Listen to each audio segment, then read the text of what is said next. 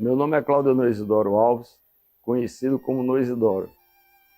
Nasci em Limoeiro das Dias, a 14 de junho de 1950. Bom, o nome dos meus avós é Antônio Alves Canuto e Maria Alves Canuto. O meu avô de Joinha morreu, que foi também uma fatalidade, que o João, meu irmão, estava estudando em Fortaleza e inventou de vir passar um final de semana aqui, um aniversário de uma namorada. Não era nem aniversário, veio só passar a namorada e convenceu, perdeu a hora de pegar ônibus aqui, convenceu meu avô de levar ele para conhecer Fortaleza. Mas o interesse dele não era o meu avô conhecer Fortaleza, era ir no carro que ele tinha um Corcel 2 novinho, zerado, que ele tinha comprado até o Bill Cruz, o Bill de Oliveira Cruz, meu amigo. E na estrada saiu à noite, ficou forçando o velho assim, chamando o velho para sair. Rapaz, olha, leva o carro, mas me deixa. Eu amanhã de segunda-feira em Arapiraca, não sei o que, aquele negócio. Resultado, bateu na estrada com o carro, matou o velho. E daí desonerou, como diz o Matuto, muito a nossa família, sabe? E aí, meu avô morreu. Aí meu pai, que já era um cara meio doidão, aí a coisa desandou, entendeu? Agora, como você perguntou das pessoas que eu gosto aqui de Arapiraca, que eu ouço conselho, exatamente, era meu avô de Joinho. Tinha o seu Manam, pai do seu Otílio, que eu gostava muito de conversar com ele me dava muito, assim, orientando, né? Porque as pessoas mais velhas, hoje a maioria da juventude acha que os velhos não sabem de nada e não querem ouvir. Mas eu fui o contrário, eu procurei sempre andar com as pessoas mais velhas. Por isso nunca me envolvi em confusão, nunca briguei com ninguém, nunca dei tapa em ninguém, nunca levei tapa, sempre respeitei, aprendi a respeitar exatamente as pessoas, entendeu? Minha mãe, filha de Antônio Alves Canuto, se chama Leontina Alves da Silva. E o meu pai, que era de outro município, de Lagoa da Canoa, filho de Manuel Isidoro Filho, com o nome de Antônio Isidoro da Silva. A mãe contou uma história, mas ela não contou assim. Ela disse que quando casou como ela era filha única, é filha única, e conheceu meu pai através que meu pai era mucreve. A mucreve era aquele pessoal que carregava cachaça em burro. Saía da Antunica e ia para o Gila, depois de Maribona, naquela região do Gila, nos engenhos buscar cachaça. E o caminho era Limoeiro, e terminou se conhecendo e casaram. Só que no dia do casamento ela teve que vir embora, o pai dela, que era meu avô, tinha um carro. Naquela época era a única pessoa que tinha carro em Limoeiro. E veio trazer eles para morar lá em Antunica. E lá na Antunica a minha mãe ficou surpresa porque o papai estava todo arrumado, todo bacana, e quando voltou vestido numa roupa do exército com uma mala, um baú daquele, que ele chamava baú na cabeça. Ela conta essa história, até achava graça, porque ela dizia, eu pensei que vinha muita coisa dentro do baú, eu não vinha muita coisa. 89 anos, a gente era 90 já. Meu pai morreu, talvez tivesse acho que uns 60 anos. Meu pai era um muito trabalhador, muito honesto, esse orgulho eu tenho dele, mas ele foi um cara muito assim, influenciado às vezes por gente, que tem aquele ditado, quem acompanha morcego dorme de cabeça para baixo. E tem umas histórias aí que ele foi meio violento. Mataram um irmão meu, na realidade é essa. E depois que mataram esse irmão, ele desorientou, não quis ouvir o caminho certo, e terminou pagando também. Mas era um cara trabalhador, de muito prestígio. Assim, homem que comprava e pagava e os negócios certos. Ele deixou esses imóveis, como ele disse, lá na Prefeitura de Arapiraca. Quando ele morreu, ele deixou uma propriedade na Boa Seca. Eu chamei os meus irmãos e disse, olha, eu acho que Nós devíamos fazer esse inventário rápido. E como? Nós vamos ficar com a parte rural. E a nossa mãe, a parte urbana, para ela ter o direito de usufruir dos aluguéis. E assim foi feito. Minha mãe falava que quando eu estava com 5 anos, nós viemos embora morar em Arapiraca. O meu avô fez uma casa e um salão na rua São Francisco. Praticamente não tinha casa ali, ele comprou um lote, fez e deu para ela vir morar com meu pai. Foi quando eu vim para cá também. Essa lembrança eu digo porque é história contada, eu não lembro dos detalhes maiores. E aí fui me criando na rua São Francisco. E na época de férias, eu passava 8, 10 dias com meus avós, tanto no Limoeiro, como também numa fazenda que ele tinha chamada Rendeira, no município de Traipu. Bom, a rua São Francisco, quando eu cheguei, praticamente era uma rua que não tinha muitas casas. Então eu lembro de alguns que se criaram junto comigo ali, jogando bola. E da hoje tem deles vivo ainda, como Carlito Madeira, filho do seu Finado Bispo. Tinha um menino também que jogava com a gente ali. Tinha o seu Nezinho Protásio com os filhos e os netos. Inclusive tem o Lula, que hoje é advogado. E ficava jogando bola naquela rua ali, porque ela era na rua toda na terra, não tinha calçamento nem nada. Onde era a casa hoje é a Luminex. Ali só tinha, descendo para a rua Paulo Afonso, só um beco.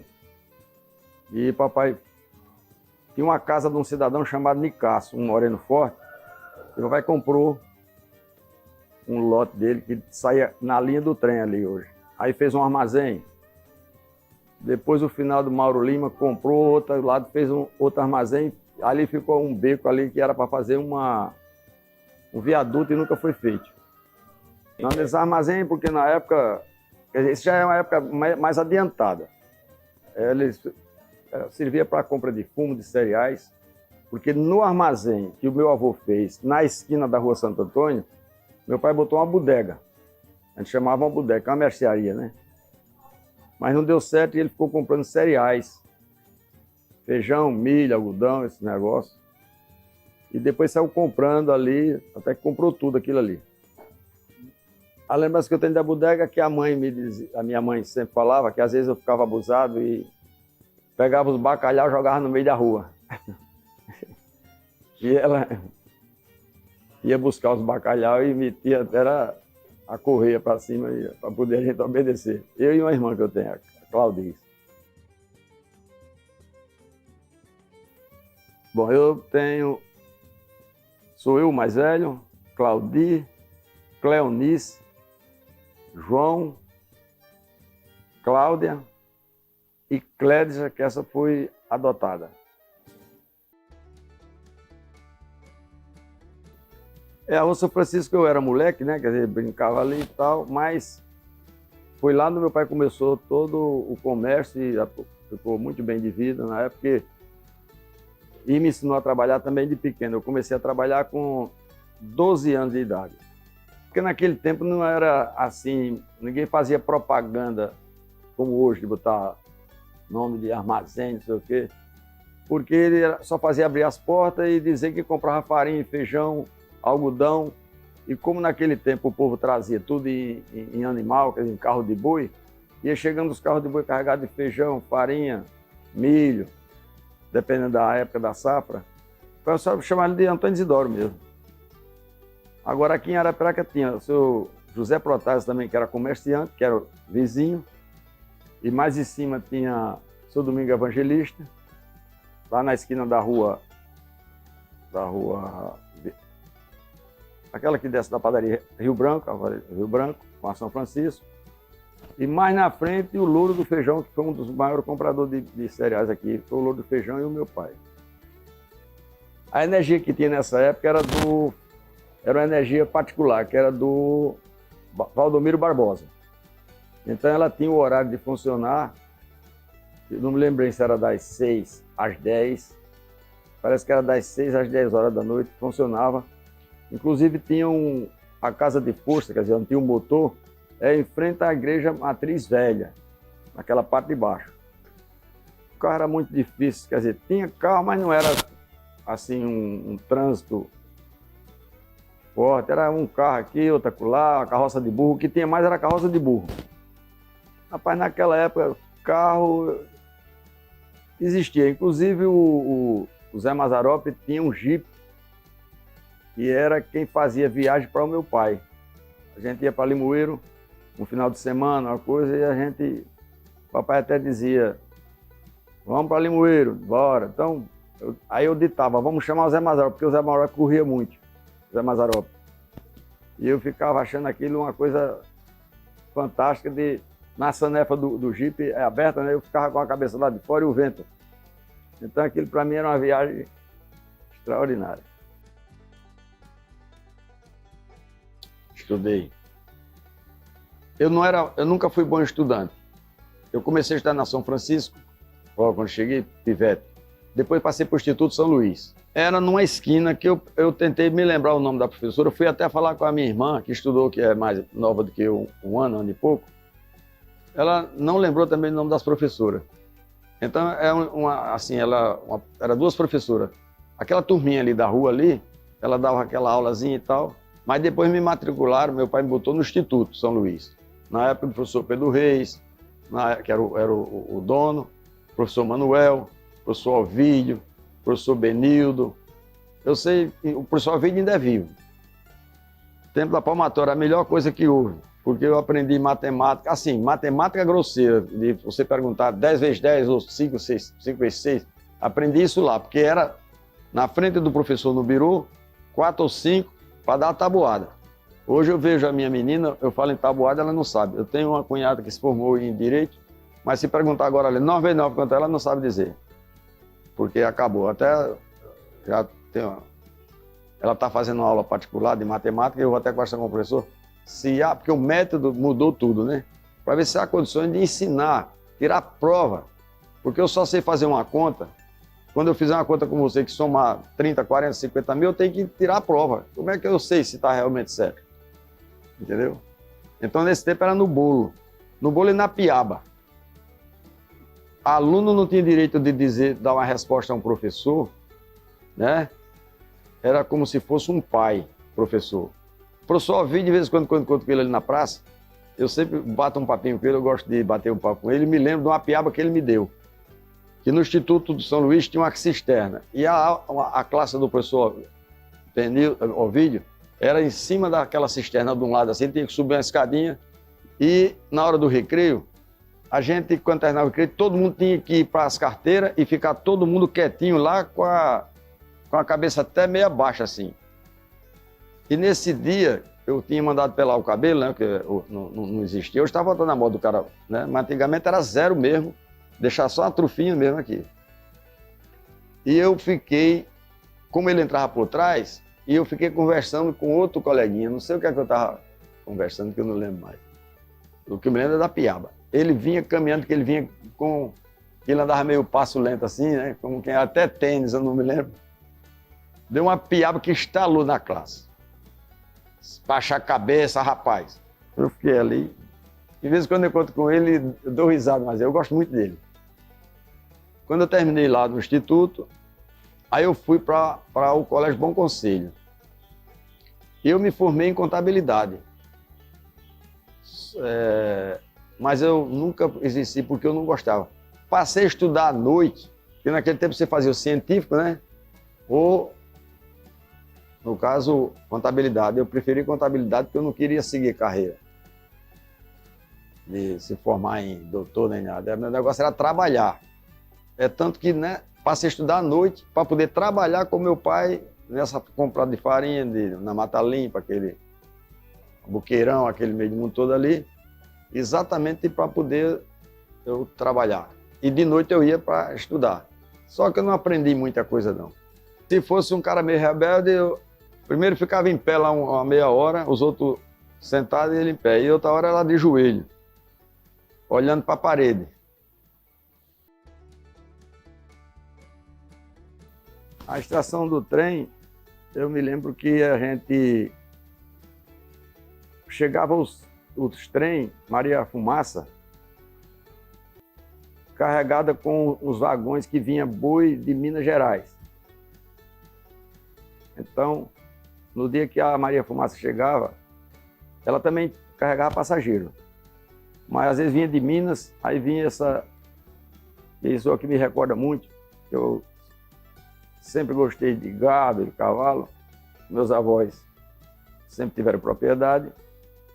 E quando o trem chegava, eu ia para lá, eu e ela, a pivetada toda, olhar aqueles vagões cheios com aqueles boizão bonitos, que na nossa região não tinha, mas vinha de Minas aqueles boi bonitos. Naqueles, eu não sei se você já viu os trens de carregar boi como é. É como se fosse um caminhão, um gaiolão, só em cima de trilho.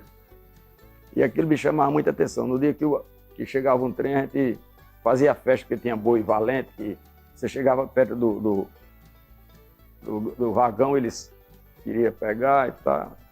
Agora também tinha passageiro, o trem de passageiro, que eu fui várias vezes de Arapiraca para a Lagoa da Canoa, de trem para ir para a fazenda do meu avô lá em Antonico. Era uma viagem também que eu gostava também. Olha, veja bem, eu não lembro bem, mas devia ser muito barato, né? Porque era o transporte que tinha, mas não era com tanta exploração como tem hoje.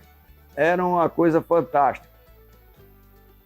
Botava a cabeça na janela, cabelo não, que era pelado, naquele tempo ninguém usava cabelo grande não. Então era uma viagem maravilhosa. Tinha um campo de futebol, não era na estação. Aliás, depois tinha um campo de futebol na estação, que é onde hoje aquelas casas. Mas o campo que era mais usado, e era um campo que se botava até quando chegava circo aqui em Arapiraca, era ali onde é a Telasa. Hoje é um prédio da Telasa, ali na rua que sai na casa Nossa Senhora de Fátima. Ali tinha um pé de timbaúba muito grande e tinha um campo ali e a gente jogava também bola ali também. Inclusive de lá da minha casa, da Rua São Francisco, a turma aqui para lá, achava até longe, né? Para subir ali na Rua São Francisco, porque não existia aquela rua por trás, né? Depois foi que abriram. E o lugar da gente brincar exatamente no campo de lá. O campo lá da estação era mais para o pessoal ferroviário. Já era para a turma, porque tem muitas casas ali do pessoal da rede ferroviária. Ainda hoje tem delas lá, mas depois lotearam aquele meio ali, mas era um campo bem vasto, com uma fileira de casa, e quem morava naquelas casas era exatamente o pessoal que trabalhava na rede ferroviária. Ali ainda hoje tem a casa do chefe, que era o seu Oswaldo.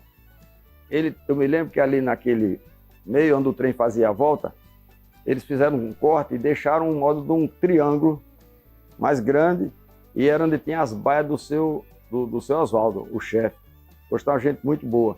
E ele criava uns cavalos bonitos. E eu, como gostava de cavalo, ia lá e aqueles cavalos bem tratados, bonitos. E o seu Oswaldo também era uma pessoa muito boa, quer dizer, não era daqueles que pegavam na orelha e dormiam, nasce embora. A gente ficava olhando os cavalos e eu achava aquilo muito fantástico. O primeiro calçamento que eu me lembro que foi feito foi o da Rua São Francisco. Quem fez foi Francisco Pereira. O seu Francisco Pereira foi quem fez o calçamento. Tinha energia feita a motor, né? Quer dizer, e tinha o horário de funcionar e o horário de ligar. Eu me lembro muito bem no dia da inauguração, da chegada da luz de Paulo Afonso. Aí foi uma coisa que encheu a rua de gente, todo mundo olhando, esperando a luz chegar, a luz de Paulo Afonso. Eu devia ter talvez uns 14 anos, 13 anos, 14 anos, não lembro bem dessas datas, eu sei que isso faz muito tempo. A água não tinha água, a gente tirava água de cacimba. No lugar que o sujeito fazia uma cacimba, que a água dava boa, a gente tomava aquela água e lavava a roupa, os pertences. Mas aquele que tinha mais uma condiçãozinha, vinha pegar água na Rua Nossa Senhora de Fátima, ali, sempre aquela região ali dava muita água boa. Então, o papai comprava o pessoal que vinha vender em carroça e depois, aí já foi depois aqui, ninguém usou muito dela não, da água da Canafistra, que também tinha água muito boa. É tanto que tem um poço que é quase água mineral ali, que é do finado Manuel André. Esse que é Manuel André. Foi vendido para Coca-Cola. Eu me lembro da seca de 70. Aí eu já estava com 20 anos. Como ele disse, eu comecei a trabalhar com uns 12, né? O meu trabalho era assim. Papai comprava cereais, mas o cidadão que vinha de lá da roça, ele trazia um couro de jiboia, couro de bode e jaguatirica, que a gente chamava gato do mato. Então a minha função era classificar esses couros, para ver se tinha algum buraquinho, alguma bexiga, alguma coisa. Porque ele comprava o couro também. E de tarde nós entregávamos ao seu Zé Mota, que era um cidadão que comprava couro, tinha costume, tinha tudo direitinho. Pegava o couro do seu Zé Mota e vendia para industriar, para fazer cinto, para fazer chapéu de couro mesmo. Porque naquele tempo tinha couro, o pessoal matava os animais e o couro era vendido normalmente. Couro de jiboia para fazer cinto, couro de bode para fazer forro de sela, e depois começaram a fazer chapéu. Couro de veado, o pessoal comprava também, mandava fazer couro de chapéu, aliás, chapéu de couro, que é um couro bem macio. Naquele tempo o IBAMA, né, o IMA e tal, não mexia com esse tipo de coisa, não. A fauna, né, foi destruída principalmente aqui na nossa região. Lá no sul você ainda encontra tudo isso. Mas aqui no Nordeste, além dos caras serem assim, não ligava, não tinha consciência do que estava fazendo, também tinha fome, né? Porque matava. Porque o veado é um animal que parece um bode, né? Você conhece. Então ele era morto para alimentação. Teiu, o cara matava, tirava o couro do teiu também, era tudo comercializado. Veja bem, aí o papai foi comprando cereais, foi ficando e nós fomos trabalhando. Quando foi em 69 para 70, começou a seca aqui no Nordeste. E nessa seca, eu acredito que morreu até gente de fome. Agora eu lembro que o papai tinha um armazém de cereais, como já lhe disse. Tinha seu Zé Protásio, tinha o Louro, tinha o São Domingo Evangelista. E esse entrava na cidade, cerca de 50, 60 homens, invadindo as casas de comércio, que eram poucas também, e esses armazéns de cereais, eles queriam carregar farinha, feijão, tudo, e carregavam. Só que no meu pai nunca houve isso, porque quando vinha aquele borbotão, que a gente chama, de gente, no meio da rua, ele parava o pessoal, perguntava quem era o líder ali, né, o chefe. E aí o cidadão se apresentava e dizia, olha, o que é que vocês estão querendo? Nós queremos comida. Então, eu vou mandar botar aqui 10 sacos de farinha, 5 sacos de feijão, tá bom? Tá. Agora não quero 500 no armazém, para fazer bagunça. Agora aqui na rua, na calçada, vai ser botado farinha, feijão, fava, o que tiver, o que vocês quiserem aqui. Aí aquele pessoal se juntava ali e dividia os sacos, botava nas costas e ia embora. Principalmente no sertão, morreu muito gado, né, porque não tinha água. Inclusive o meu próprio avô perdeu animais, ele tinha uma propriedade lá na Rendeira, ali perto do Céu do Japão. Então hoje existe a terra lá, né? A propriedade foi vendida para a usina e hoje foi dividida, tem até colégio, tem tudo lá. E ele tinha uma propriedade também em Limoeiro. Quando secava muito no sertão, ele trazia o gado aqui para o Limoeiro, porque tinha a margem do rio, o rio Coruripe, que é aquele rio que passa, que sai em Coruripe. E aí dava uma aliviadazinha, mas sempre morria gado. E não era só dele não, quem tinha, às vezes não tinha alimentação e morria. Não, papai negociou com fumo. O fumo nessa época existia já, mas não era uma quantidade tão expressiva como... Era uma quantidade mais restrita, não era tanto como chegou a... E como eu estava no ramo de cereais com meu pai, a gente comprava os cereais também e também comprava a folha de fumo. Porque naquela época começou o fumo ser plantado em maior quantidade aqui em Arapiraca, e começou a aparecer o pessoal da Bahia para comprar para exportação. E aí a cidade começou a melhorar e a movimentar mais dinheiro, né? E também foram aumentando o plantio. Mas nós nunca deixamos de comprar também, quer dizer, o meu pai, cereais. Eu era apenas o motorista que ia comprar, porque eu comecei a dirigir com 16 anos de idade. Como não tinha, só tinha um guarda aqui, que eu esqueci até o nome dele. Então as ruas eram meio desertas e eu nunca ia pelo centro. Nós descia aqui para Canafis Supriano, para Caldeirão, aquela região ali, para comprar farinha, né? E eu me lembro bem que, voltando na história do fumo, teve um cidadão aqui chamado Aloysio Lopes, foi o maior plantador de fumo aqui da região, e eu passava dentro da propriedade dele, que ele fez quase como uma vila de casa, devia ter umas 300 casas ou 400.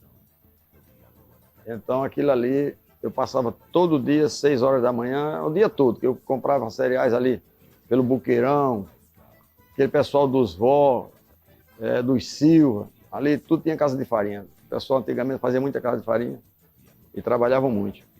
E eu passava o dia, tinha dia de eu botar dentro de casa 100, 110 sacos de farinha, porque era numa caminhonete F100 na época, uma caminhonete Ford. Meu pai foi melhorando de vida e aí já foi começando e tal, e aí a coisa caminhou. E ele também começou a comprar fumo. Não fumo em rolo, comprando fumo em folha. Teve muita gente aqui que melhorou de vida muito comprando folha de fumo. Não foi muito difícil não, porque eu comecei a dirigir mais praticamente escondido do meu pai.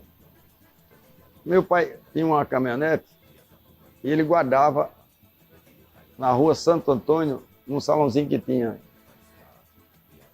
E eu observando como ele funcionava o carro, aí eu comecei a funcionar. Ele dizia, vai abrir lá a garagem para tirar o carro. Eu levava a chave e lá funcionava o carro. Quando ele chegava, o carro estava funcionando. E chegou o ponto de quando ele chega lá, o carro está no meio da rua. E aí ele perguntou, quem botou esse carro no meio da rua? Eu. E daí foi ficando, depois já comecei a botar na porta de casa, porque eu observava muito o que ele fazia. E aí ele foi se interessando também e foi me dando algumas dicas.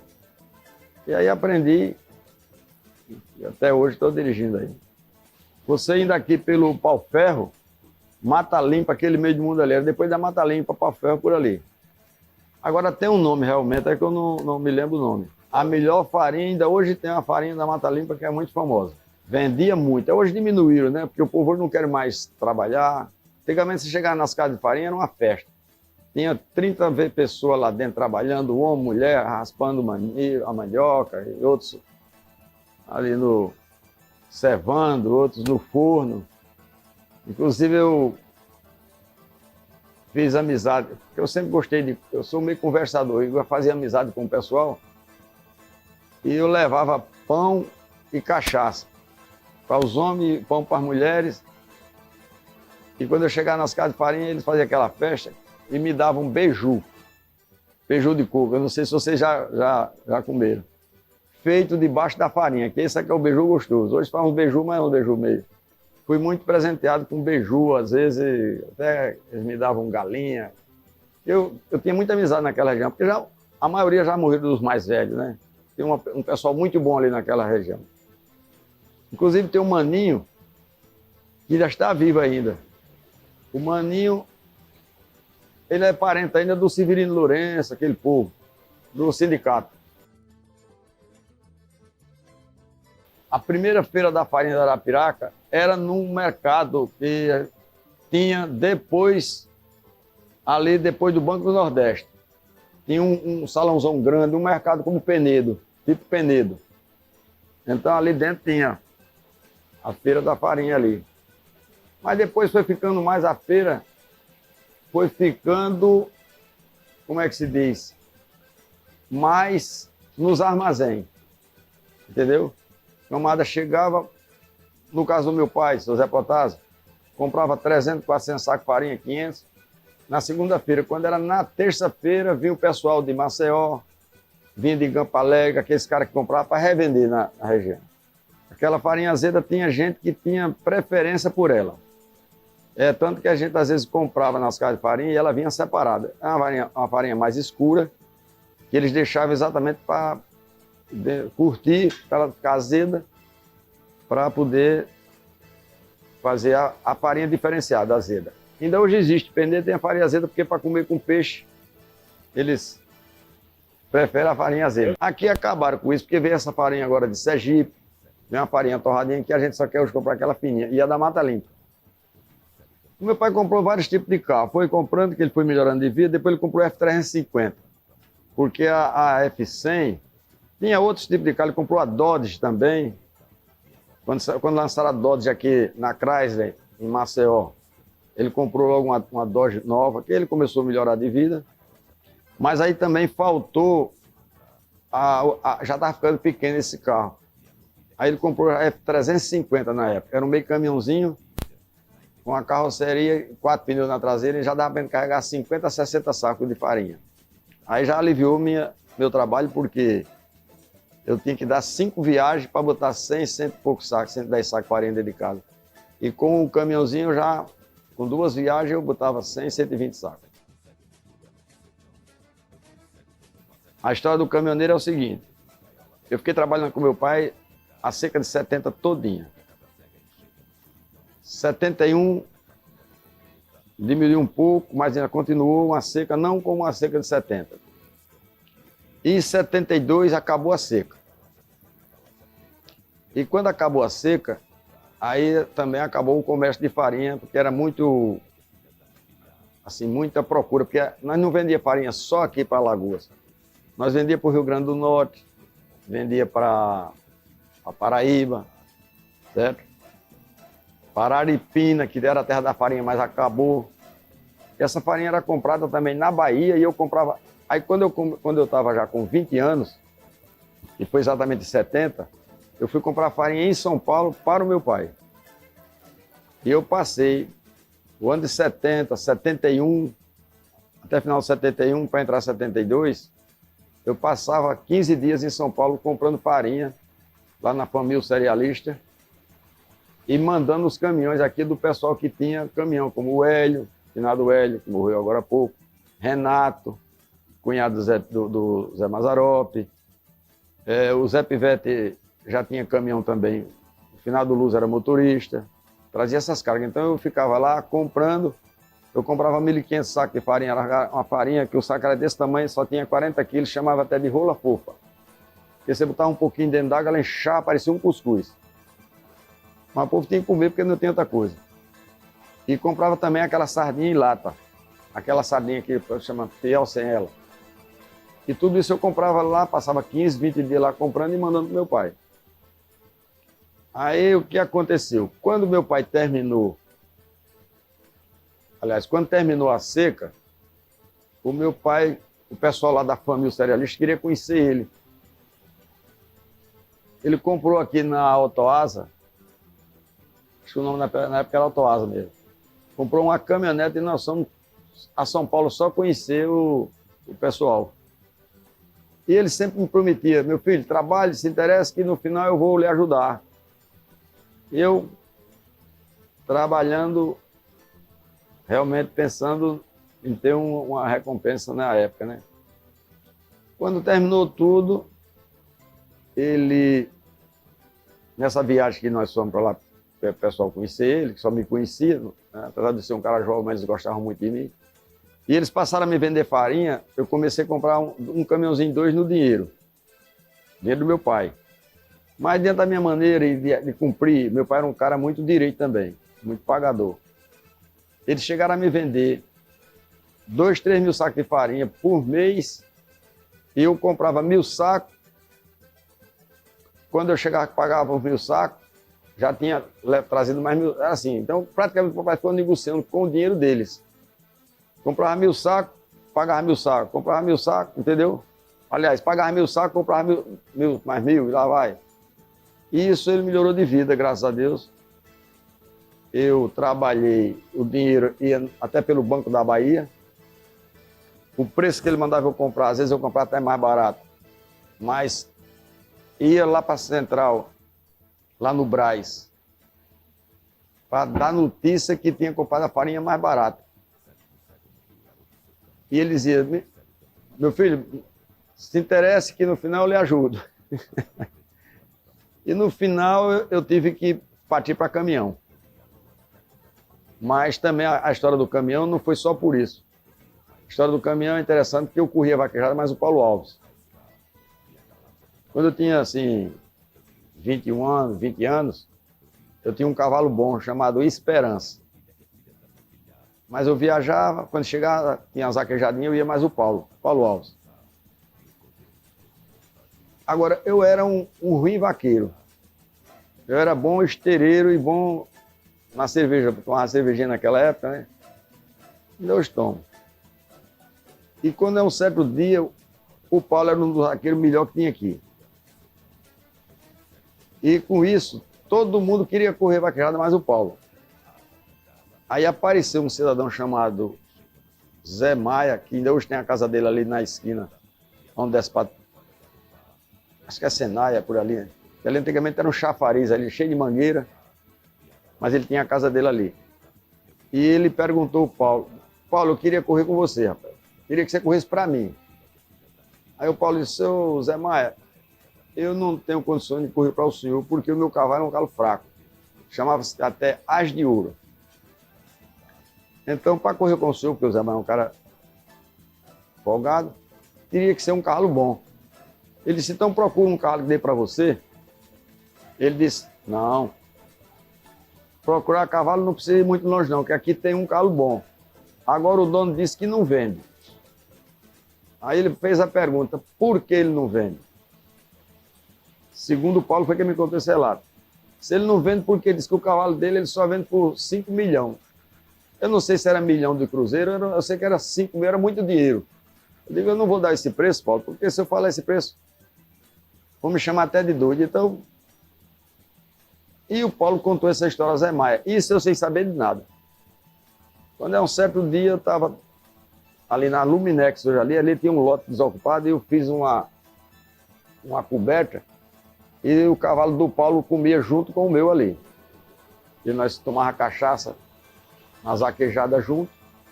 E aí, o resultado é que, uma tardezinha, eu dando comida aos cavalos, lá vem o Paulo, com aquele jeitão dele, todo banzeiro. E aí, como é que tá? Tá tudo bom. Ele ficou ali naquela conversa meio tapeando, depois perguntou, Nô, tu vende esse cavalo, rapaz? Eu já lhe disse que para vender esse cavalo, vão me chamar de doido, então eu não vendo. E quanto é o cavalo? Aí eu pedi esses 5, eu me lembro que é 5 mil. Diz o Paulo que é 6, mas eu acho que foi 5 mil. Ele demorou um pouquinho ali, não deu notícia nem nada, só fez, disse, eu vou ali, venho já. Voltou, subiu para a casa do Zé Maia, que é na rua São Francisco. Quando é com a hora, talvez uns 30 minutos, mais ou menos, ele veio com um pacote. Eu pensei até que era pão, nesse saco de pão. Um pacote desse tamanho assim, hoje eu me lembro, porque eu dei naquela época onde era um fofo, né? E lá vem ele com aquele pacote debaixo do braço. E quando chegou perto de mim, ele não disse outra palavra, só fez, pega aqui. Quando eu peguei, que vi pesado, pensei até que era pão, né? Vi pesado, ele disse, e já foi desamarrando o meu cavalo. Eu digo, oxê. Ele disse, o cavalo está vendido. Vai contar o dinheiro. Aí eu disse, bom, se está vendido, eu fiquei branco da cor dessa parede. E aí ele carregou meu cavalo. Meu cavalo era um cavalo gaso, mas dos olhos pretos. Eu hoje chamo de cremelo. Agora parecia um 4 de milha já, forte, bonito, bem zelado. E o Paulo carregou o cavalo. Eu entrei dentro de casa e disse, pai, vendi o cavalo. Ele disse, tá bom, por quanto? Aí eu contei, ele disse, vai fazer o que agora com esse dinheiro? E no meu acerto de conta com ele, ele me deu só uma... Eu digo, rapaz, vou comprar um caminhão. E eu não tinha experiência nenhuma de andar de caminhoneiro. Eu andava para São Paulo num ônibus naqueles ônibus da São Geral, da Itapemirim, que eu não sei como eu não morri, porque era um ônibus com 30 e tantas pessoas, meninos chorando. Naquela seca, o pessoal todo se retirando para São Paulo, né? As cadeiras assim, você não podia nem virar. dois juntos, menino chorava. Aí, resultado, eu digo, vou comprar o caminhão. Aí ele chamou Antônio Salles, ainda hoje eu me lembro, deve ter falecido já, que era o vendedor da Aradiza, Maceió. Aí o Antônio Salles veio, disse, quero comprar dois caminhões. Ele tinha condições. Aí um para mim, outro para o Nô. Aí eu dei 3.200 cruzeiro, eu não me lembro mais, eu sei que foi 3.200 de entrada no caminhão. O caminhão foi 63.200. Financiamos pelo Banco do Nordeste. Aí saiu o caminhão no meu nome, o meu pai avalizando, paguei 3.200. Fiquei com 1.000 contos para abastecer e viajar, e 800 contos eu comprei de gado e deixei na propriedade do meu avô, né? Aliás, do meu pai já na época. E daí eu comecei, e ficou essas 12 parcelas. Agora eu sei experiência de andar com o caminhão no meio dessa estrada Rio Bahia. Só tinha asfalto de Estância para lá. Até a Estância era no barro. Tinha que sair daqui carregado no barro. E aí, meu amigo, lutei, paguei o caminhão. Graças a Deus, não tive problema de virar caminhão, nem bater. Agora, para pagar esse caminhão, a minha felicidade foi duas pessoas na época. Foi o Ney, já é falecido. Era um cara novo assim que nem você, agora muito farrista. E de vez em quando nós fazíamos umas farrinhas, quando eu não estava com o caminhão. E aí, o São Antônio Rocha, pai da doutora Célia Rocha, tinha uma padaria lá na rua Gomes Cardim, parece que era Gomes Cardim, lá no Brás. E o Ney, meio malandrão, ele disse, Ney, vou botar um negócio para você tomar conta. Aí fez uma fábrica de vinho cangaceiro, que hoje ainda tem os dois armazéns. Toda vez que eu passo ali eu me lembro. Em frente à Luna, tem dois armazéns ali, são antigos, muito antigos aqueles armazéns. E um daqueles armazéns, não sei se era dele, eu sei que ele botou a indústria de fazer vinho de Jurubeba cangaceiro. Como o Ney era meu parceiro de tomar uma cervejinha e eu estava com o caminhão, e aí eu fui pedir uma carga a ele. Rapaz, me dá uma carga dessa para ir para São Paulo. Ele me deu a carga. Foi uma das primeiras. E eu peguei o endereço, cheguei lá no São Antônio Rocha, fui entregar a carga de vinho lá. Mas só que eu tinha que fazer as entregas dentro de São Paulo. 10 caixas para um, 5 para outro. Quando eu cheguei lá, ele estava com a relação de quem ia pegar essa mercadoria. E quando eu entreguei a nota ao São Antônio Rocha, que ele leu Cláudio Honor Isidoro, ele disse, o que é que você é, doutor Isidoro? Eu não conhecia ele. O que é que você é, doutor Isidoro? Eu disse, sou filho. E esse caminhão? Esse caminhão é meu, eu comprei. Aí eu contei esse negócio, comprei o caminhão e estou aqui trabalhando. E essa é a primeira viagem que eu estou vindo. Ele disse, você vai ficar carregando essa carga direta, a carga lá só vai ser para você. Me lembro como hoje, ele pegou o telefone, que naquele tempo demorava, mas ele conseguiu. Quando eu voltei das entregas, ele disse, olha, o Ney já está sabendo que quando você chegar lá tem outra carga pronta. Então, com isso, eu não perdia tempo. Eu chegava aqui, ia descarregar em Maceió, Recife, chegava, tinha a carga pronta. E a dificuldade do caminhoneiro, ainda hoje existe, é o retorno. Então, com isso, me ajudou muito, porque eu terminei de pagar meu caminhão. A fábrica de Jurubeba é em frente à Luna. Tem dois armazéns lá, e o Ney fabricava o vinho de Jurubeba, comprava aquela frutinha e fabricava ali. E eu carregava o caminhão ali. Tem dois armazéns lá, pode lá que era o primeiro de cá que eu entrava para carregar o caminhão de... Parece que eu estou vendo, o caminhãozinho Mercedes novo, umas caixinhas de vinho, garrafa de vinho, e carregava e ia embora. Porque a Jurubeba é uma planta que nasce aí, ninguém planta. Hoje até já está quase extinta, porque o povo está botando herbicida. Antigamente tinha muita Jurubeba. E o povo ganhava, porque tirava aquela frutinha e vendia ao Ney. No peso ele mandava, tinha um processo lá e eu levava o vinho cangaceiro para São Paulo. A minha maior amizade está no meio do cavalo. Aqui, comecei no cavalo. É tanto que hoje eu crio cavalo que eu comecei depois a criar cavalo, depois eu desisti. E aí voltei a criar, que hoje eu estou criando. É pena porque não estão tudo aqui as águas para mostrar a vocês.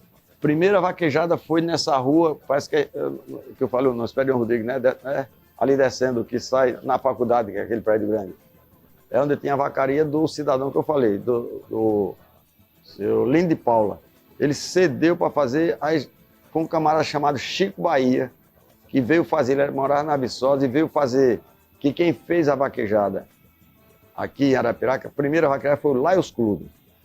Se juntou com os fazendeiros, o seu Francisco Pereira, o próprio Zé Maia, Zé Mota, esse povo do Laios que tinha gado, e fizeram a vaquejada toda feita de madeira rústica, assim, amarrando, lá vai.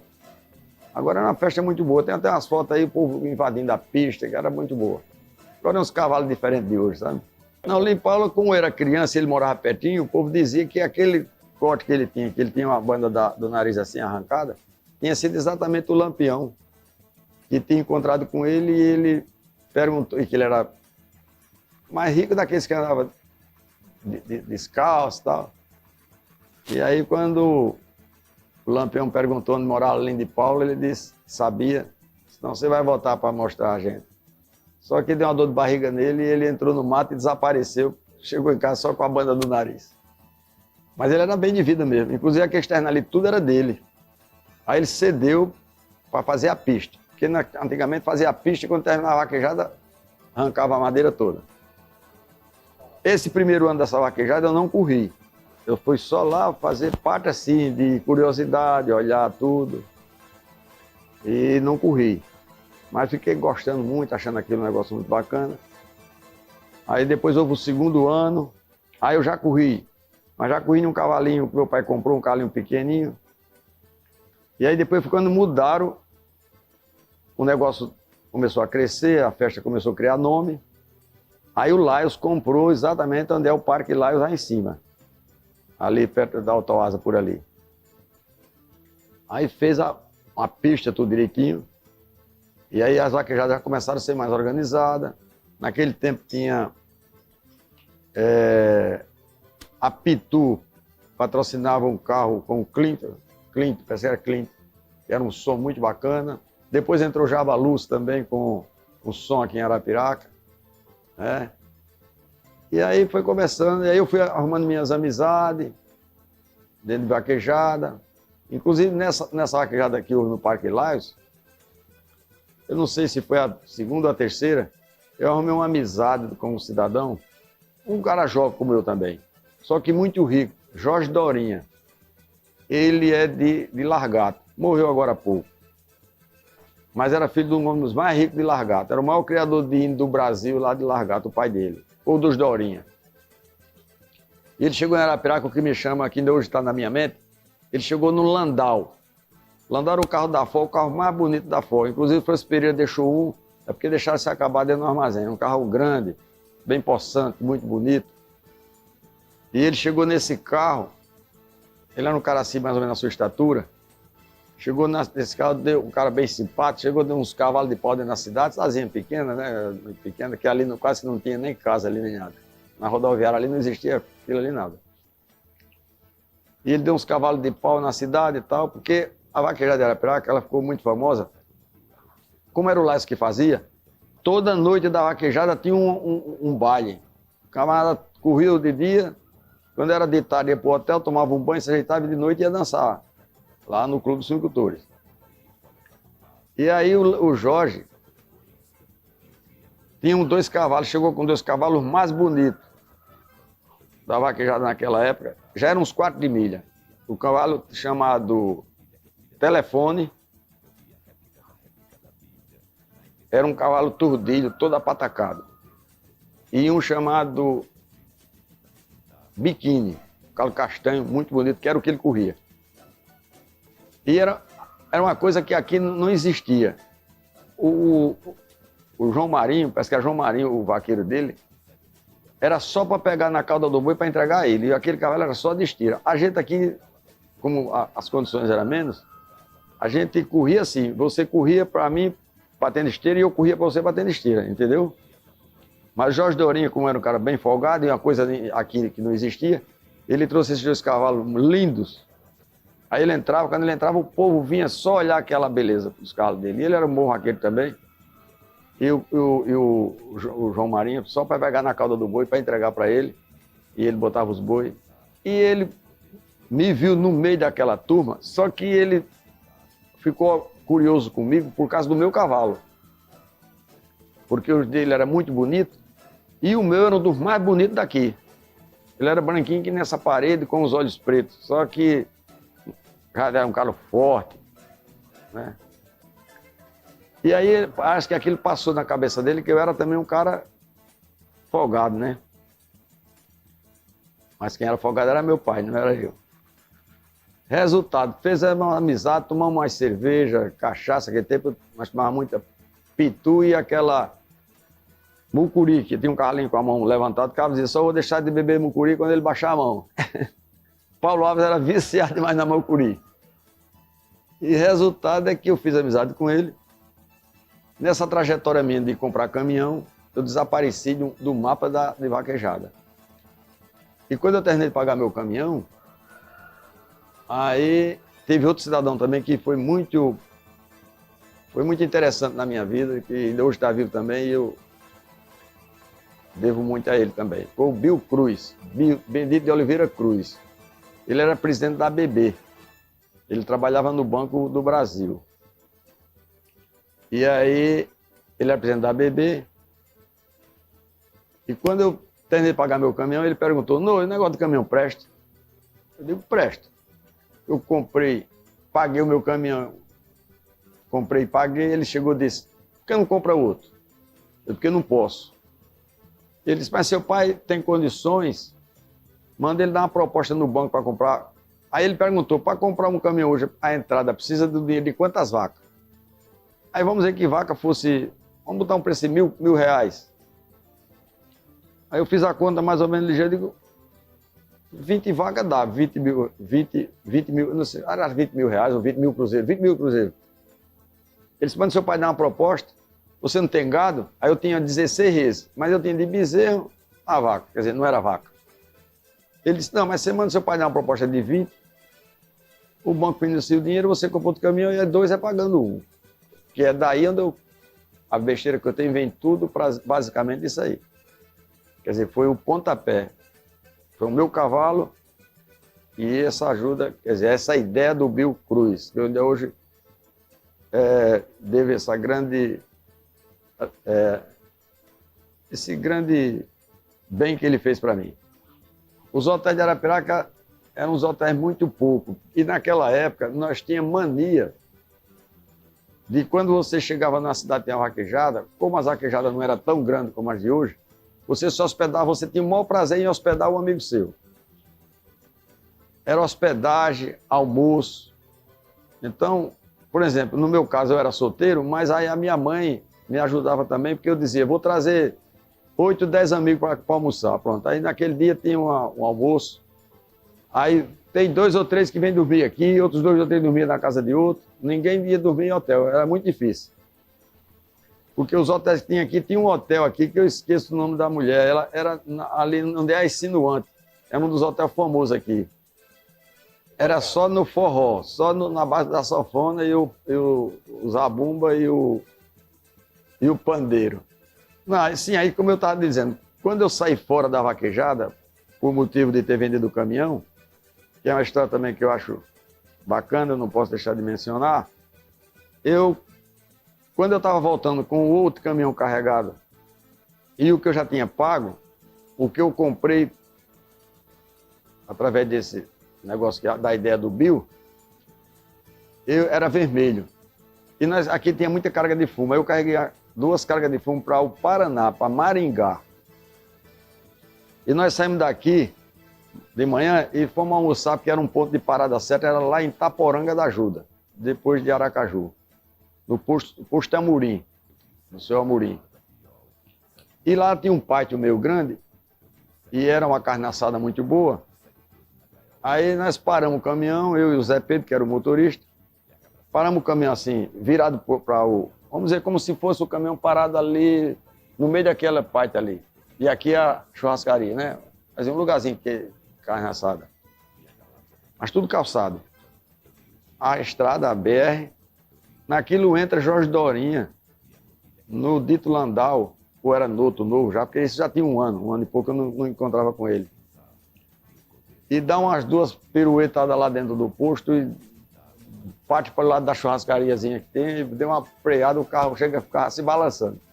Quando ele saltou de dentro desse carro, quem entrou na churrascaria, a primeira pessoa que ele viu fui eu. Aí ele gritou, "No Isidoro", eu digo, eu mesmo. Aí ele fez para perto de mim, "O que é que você está fazendo aqui?" Ele disse, "Rapaz, eu estou trabalhando." "Você está trabalhando em quê?" Eu digo, "Eu estou mexendo com transporte, caminhão." Ele disse, "Cadê o cavalo?" Aí eu apontei assim, disse, "Olha ele ali." Ele disse, "Aonde está seu cavalo?" Aquele azulzinho ali é o Esperança. E aquele vermelho eu comprei a primeira viagem que eu estou descendo para São Paulo. Vendi o Esperança, comprei aquele caminhão e já comprei aquele outro. Aí ele sentou na mesa para almoçar comigo. Disse, "Quando é que você está voltando do Paraná?" Naquela tempo a gente gastava 12, 14, 15 dias de viagem. Eu digo, "Ô Jorge, nesses 14 ou 15 dias eu estou voltando." Eu pensei até que era para me convidar para nós tomar uma cachaça, uma vaquejada, uma coisa. Aí ele disse, "Quando você voltar, você vai lá na fazenda, lá em Largato, vai buscar um potro que eu estou terminando de domar, que é para você voltar a correr vaquejada para a gente tomar cachaça nas vaquejadas." Eu saí aquilo ali meio, digo, "Mas, rapaz, será que ele vai me dar medo?" E eu fui a viagem, foi uma viagem até que demorou muito assim, porque eu estava doido para voltar. E quando eu voltei, ele me deu realmente esse cavalo, eu fui buscar uma coisa mais linda do mundo, calalazão, e deu um extraordinário cavalo. Esse cavalo revelou o nome de vaqueiros como Gildo Soares e Santa Rosa. E eu vendi ele na época depois, já com o tempo. E foi uma coisa que também que me marcou, entendeu? Gosto. Inclusive eu sou sócio da CESA, faço parte da CESA. Eu só não fui a primeira que o de Murier, porque quem iniciou a cavalgada aqui em Arapiraca foi de Murier Leão. Aí se juntou com a turma, Sérgio Murilo, acho que o doutor Firmino. Teve uma turma aí que foram os primeiros. Como eu criava 4 de milha, aí eu só fui, acho que da segunda, eu fui a terceira em diante. Aí fui várias. Inclusive estou programado para ir agora de janeiro agora, se Deus quiser. Hoje está um sábado, que agora fez 8 dias, tomamos uma cachaça da pesca, porque a CESA inteirou 20 anos, que eu sou sócio, um dos sócios fundadores, faço parte de lá. E aí me convidaram para a gente tomar uma cachaça e um almoço lá na CESA. Aí passaram por aqui, tomamos umas cachaças e deu uma volta e fomos para lá. Cheguei em casa, era 9 horas da noite. Mudou pelo menos das que eu comecei, que já tinha havido uma ou era 2. Não lembro bem assim. A cavalgada de Bom Conselho, apesar dela ser um ato religioso, a gente faz mais aquela... Mas nós tomávamos muita cerveja, muita cachaça. Só que agora ela está mais organizada. Cada dia que foi se passando, nós fomos aperfeiçoando assim, a turma, com mais cuidado, a bebida diminuiu, entendeu? Vamos dizer, os bate-sela se bebe, mas tudo moderadamente. Então a coisa ficou melhor. Na chegada aqui, eu não sei quem foi que inventou, não sei se foi do meu compadre Cláudio. Eu acho que foi ele, o Cláudio, o Silvio Brito, o Sérgio, o Dr. Benedito, que formaram um pilotão de frente para vir todo mundo a caráter, todo, né? Você já deve ter assistido, né? Só que eu não gosto daquilo ali, não. Eu gosto de entrar na... A gente às vezes fica até tirando onda com eles, que são muito enfeitados, né?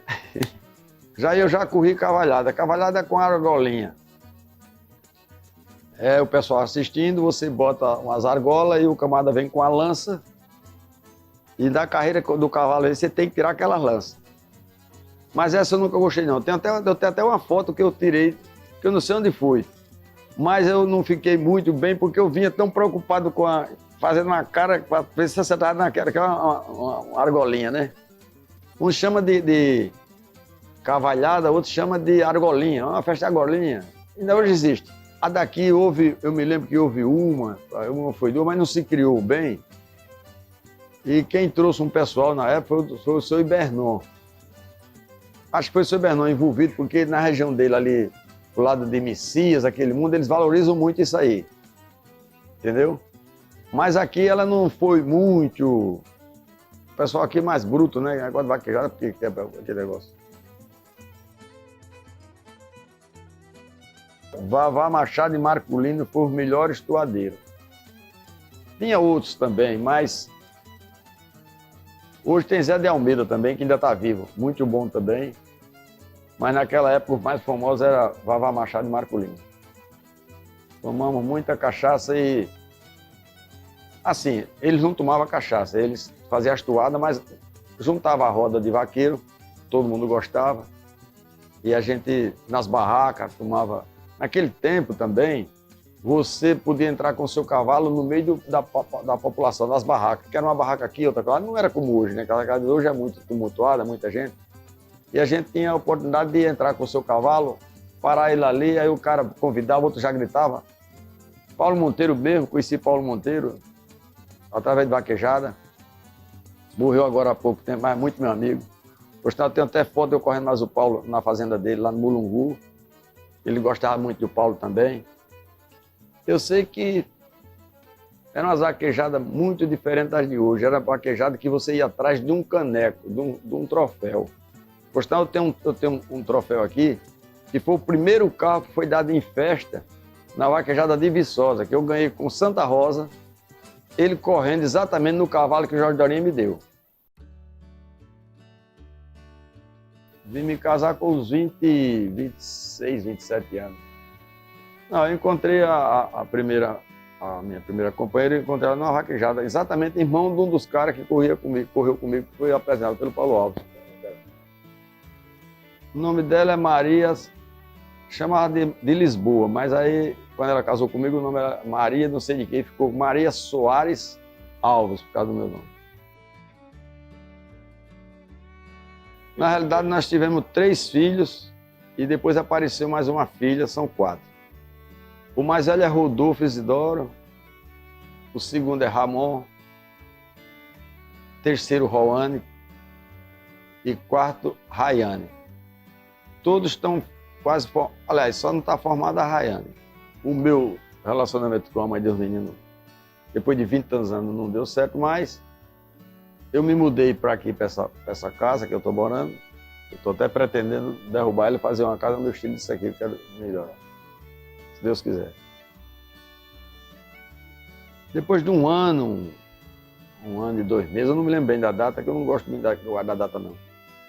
Encontrei essa menina, que é a mãe dela. Chama menina porque ela tem idade de ser minha filha.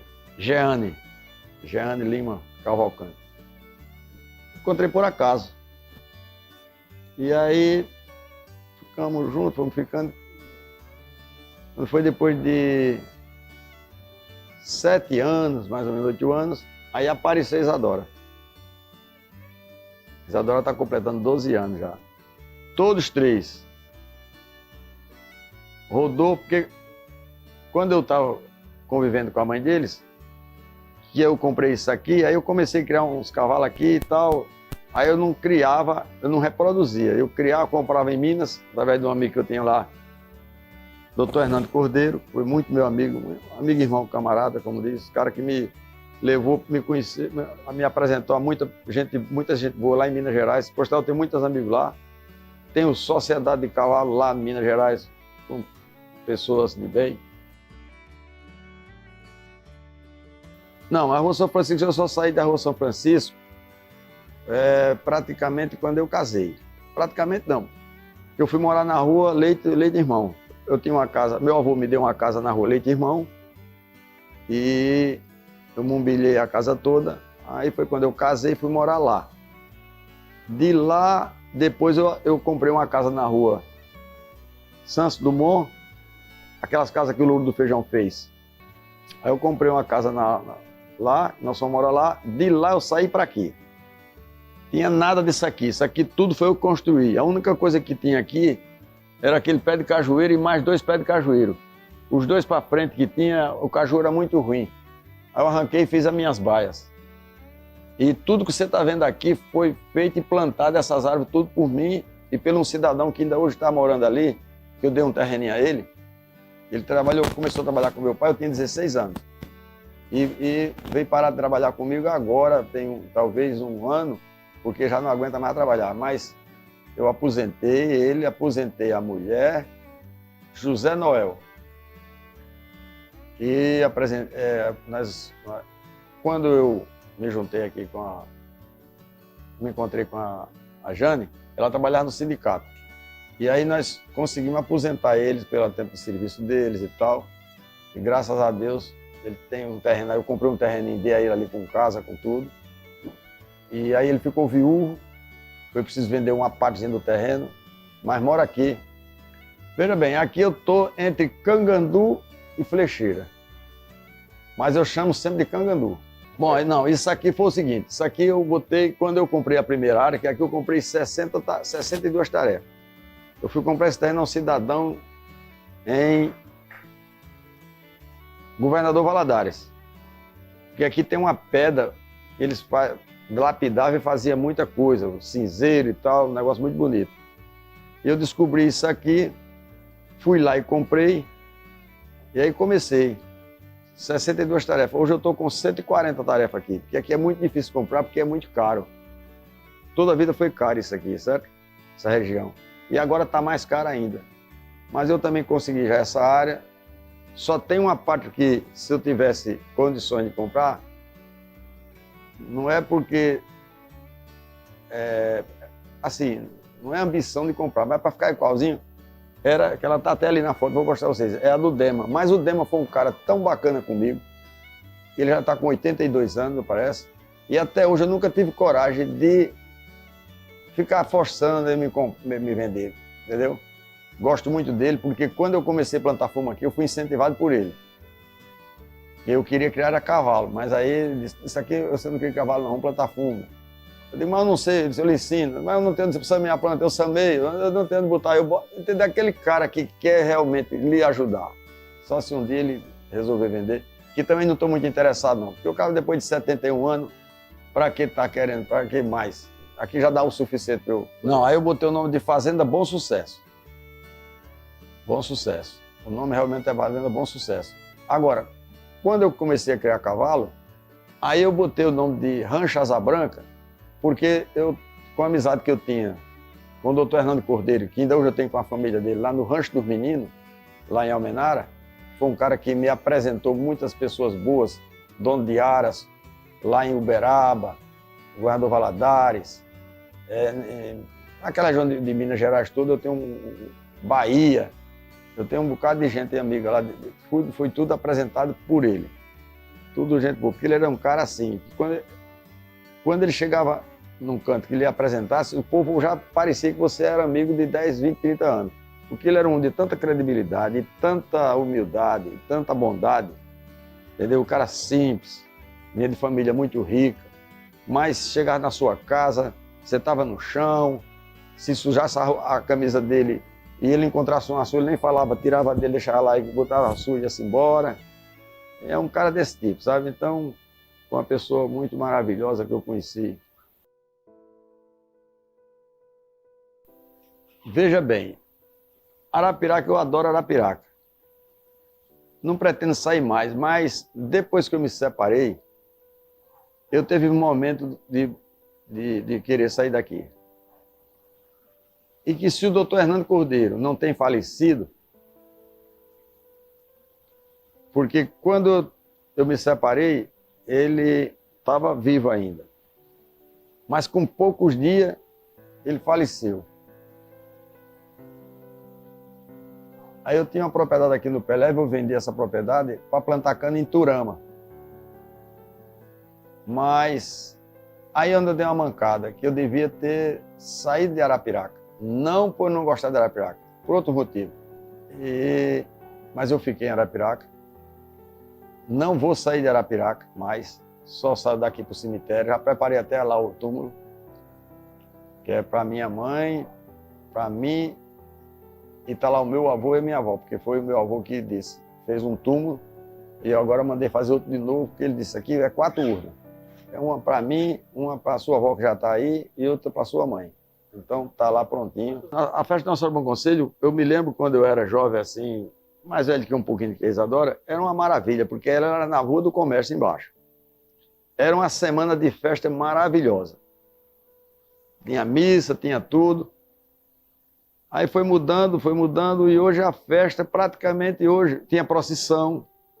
A gente fazia com a Santa, tinha as ruas para andar com a Santa, mas agora você vê, eu estou achando que eles transformaram a cavalgada mais na festa da Santa do que a festa como era antes, que antes a gente andava com a Santa no andor. Era, na época, negócio de matuto mesmo, né? Mas hoje estão todo mundo já moderno. Aí o que acontece? A festa é a chegada da cavalgada, e aí ali na frente da igreja o padre reza uma missa, uma coisa, como você sabe, e no final aí todo mundo vai, cada um para o seu canto. Nós que fazemos parte da acesa, desce para a acesa, agora aí lá nós deixamos a tampa mesmo, porque já rezou muito, né? Já bebeu mais menos. Aí lá é a hora de encher o pote. Carnaval de Arapiraca naquela época era uma beleza, porque a gente fazia, como é que dava o nome, meu Deus? Fazia um curso. Então, no dia de carnavais, era todo mundo com seu carro, com o povo em cima, tudo fantasiado, a garotada, as mulheres, e o camarada dirigindo, e fazia um curso nas ruas principais de Arapiraca.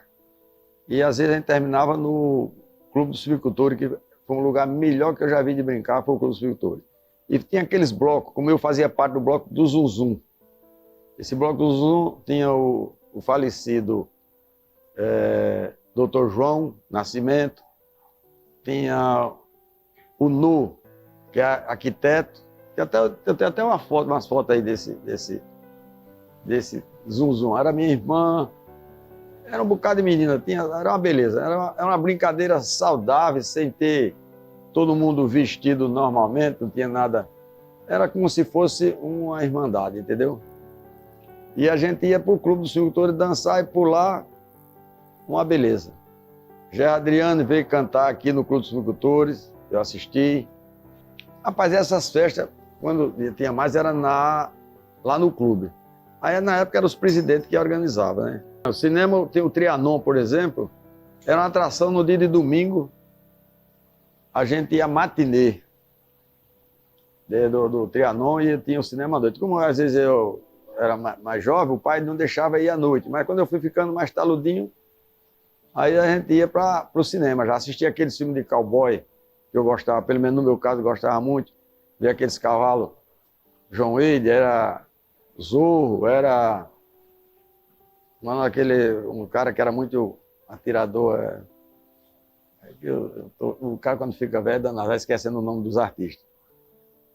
Sorveteria Pinguim, do finado Mauro Lima, com a dona Ivete, que é o Mauro Lima, o Paulo Coca-Cola era genro dele, casado com a filha do Mauro Lima, e a dona Ivete é quem tomava conta, e o Mauro Lima sempre sentado ali, e era o melhor sorvete de Arapiraca. Era o local melhor, onde é aquela livraria, hoje vizinha à farmácia, parece que é permanente ali. Não, na praça não tinha muitos bares, eu não frequentava muito bar ali na praça, não. Eu andei muito no Bar do Paulo, lá na rua Dom Jonas Batinga. Era um local muito bom, o Paulo um cara muito bacana, e a gente, era um ambiente bom, só juntava, assim, a cúpula mais tranquila, que não tinha confusão nem nada. O Paulo tinha umas comidas boas, uns tiragosto bom, era uma beleza. Quando o Trianon foi...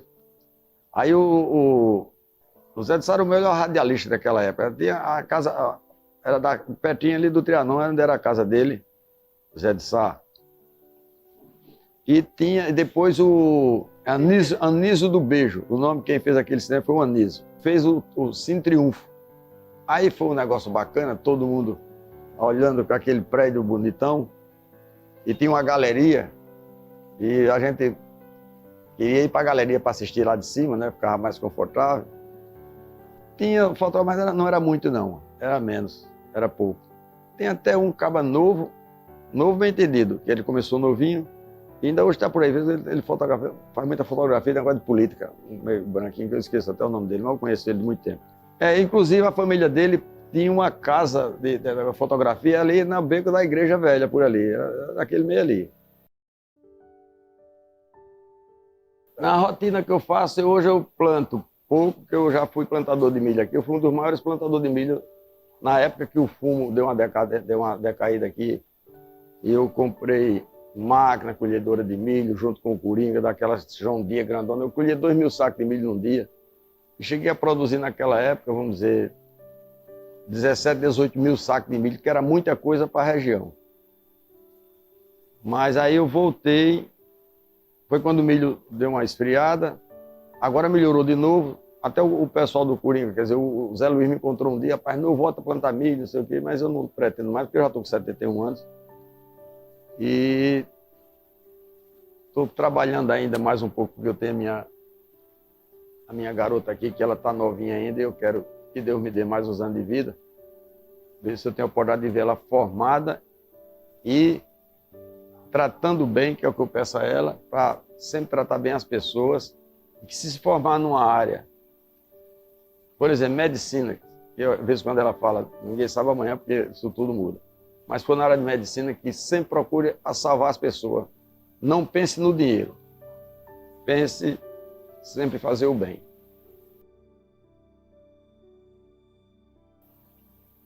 Olha, veja bem, essa iniciativa que foi o deputado Ricardo, não é isso? Ter essa ideia. Acho que essa ideia veio dele mesmo, né? E eu fiquei ouvindo falar e achei que isso é uma coisa muito boa que ele fez, porque, na realidade, ele está escolhendo as pessoas que têm umas histórias. Até quando ele me convidou, eu achei que ele... Até disse, rapaz, eu não tenho história, eu não sou, assim, vamos dizer, eu sou apenas um agricultor, um produtor rural. Então, eu não tenho grandes histórias para contar. Eu tenho a história, mas é uma história simples, do homem que veio realmente da parte de pessoas humildes, né? E continuo humilde também, do mesmo jeito. Agora, o que consegui foi, honestamente, isso eu aprendi com meus avós e com meu pai. Tanto meus avós materno como paterno, sempre foram pessoas de credibilidade.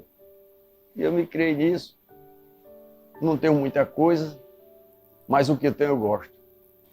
Até eu disse o Ricardo, rapaz, eu não mereço, porque na realidade eu sou de Arapiraca, que eu posso dizer que sou de Arapiraca, tenho muito conhecimento de Arapiraca. Eu acho que o povo de Arapiraca me conhece mais do que eu conheci o povo, porque tem gente que fala comigo que às vezes eu fico até, rapaz, quem é o Noisidoro, assim, entendeu? Eu sou mais conhecido aqui como Noisidoro. Talvez se você chegar em algum canto aí e perguntar quem é Cláudio Noisidoro, a camada não conheça. Mas eu tive a felicidade de, na minha infância, na minha adolescência, procurar sempre andar com gente, vamos dizer, pobre, mas pobre direito. E nunca fiz bagunça, sempre andava com pessoas que me ajudavam a andar certo. E, por outro lado, ouvindo meus avós, principalmente o meu avô Tony Canuto. Não, primeiro eu quero agradecer ao Ricardo em ter me escolhido hoje para fazer essa entrevista. E segundo, agradecer também a vocês, que foi muito bom. Foi uma coisa que eu não esperava vocês fazerem umas perguntas assim, dentro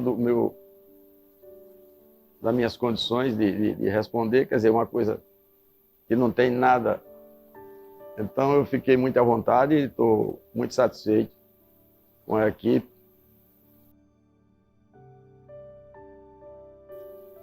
Não sou assim muito adapto, eu sou católico. Confio muito que existe Deus e nosso Senhor Jesus Cristo. e que tem me dado sempre força. Que procure a tratar bem para ser bem tratado, a respeitar para ser respeitado. E a gente, tendo respeito e respeitando, vive bem. Tomara que eu tenha mais uns 20 anos para ficar vendo as histórias dos que vão daqui para frente.